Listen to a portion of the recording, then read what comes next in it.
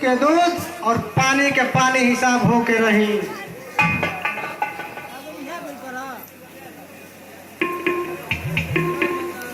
बहू जोश में आगे होश मत गवाओ।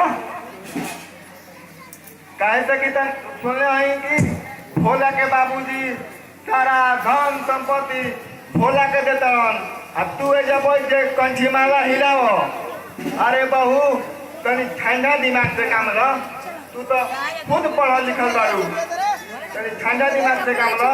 अच्छा तो हम चलत बनी।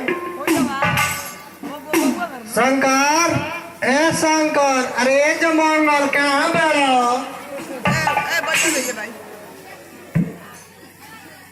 हे श्री कृष्ण भगवान, ये हमारा के तू क्यों ना महाजाल में फंसा देला भगवान? ये तू क्यों ना महाजाल में फंसा देला?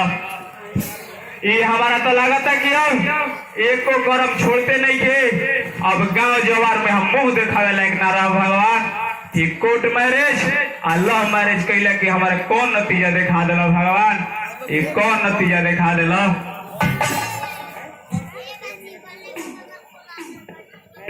अरे हम तो तारा से ही ना कहनी है तू अपने बाबूजी के जहर दे के मुआ दो।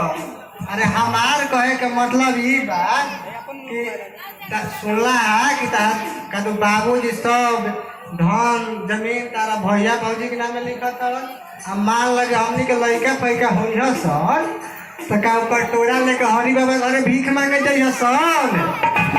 अरे ना ना ना लजवती, ये तो तू खूब बढ़िया कहलू। अरे हमू कौनो एगो दूगो लड़की से शादी कैले बनी, मास्टर के बेटी और मास्टर के। अरे ना मिली हरी बाबा घरे तो मास्टर घरे तो मिली नू पार हो जाई। अरे तू का जानता हूँ कि हम अपना बाबू माई के सबके मुआ दी।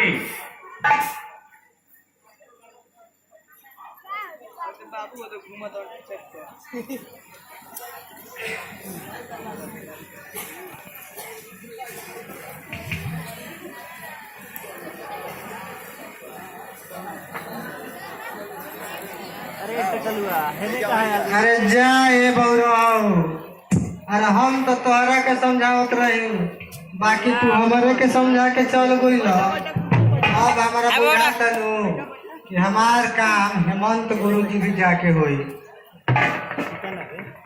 खत्म तार बात जीतन लाव मत रे।